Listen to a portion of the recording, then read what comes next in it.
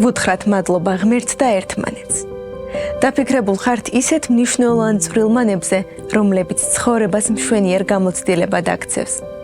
რაოდენ მნიშვნელოვანია მადლიერების გამოხატვა ყოველდღიურად ბედნიერი მომენტების შესაქმნელად. მადლიერება ხომ გვეხმარება ავივსოთ დადებითი ემოციებით, გავიუმჯობესოთ განწყობა და ცუდ დღეებშიც კი ვიპოვოთ გზა იმის აღმოსაჩენად, რისთვისაც მადლიერნი ვიქნებით. ვუთხრათ მადლობა ღმერთს და ერთმანეთს. რატომღაც ხშირად ველოდებით განსაკუთრებულ დღეს ან მომენტს იმისათვის, რომ სიხარულით გამოვხატოთ მადლიერება.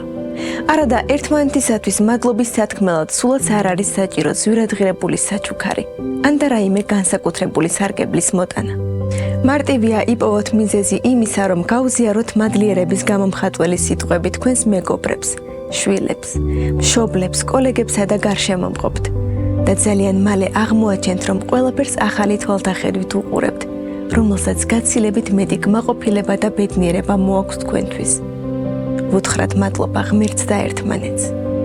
ამერიკელმა მწერალმა უილიამ არტურ უორდმა თქვა: არ გამოვხატოთ მადლიერების გრძნობა იგივე იქნება, რომ საჩუქარი შევფუთოთ და არავის არ ვაჩუქოთ. ჩვენ არ ვიცით ჩვენი დამოკიდებულებები და სიტყვები როდის ანუგეშებს სხვებს. ღვთისაგან ნაჩუქარი ნიჭია მადლიერება ერთმანეთისა და ღმერთის მიმართ, რომელიც რაც შეიძლება მეტად უნდა გამოვიყენოთ და არ დავტოვოთ ყურადღების მიღმა.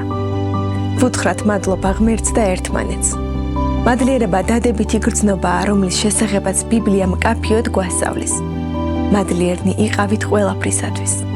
რა თქმა უნდა, ხშირად რთულია იყო მადლიერი წვრილმანებისათვის, განსაკუთრებით კი ცხოვრების რთულ პერიოდში.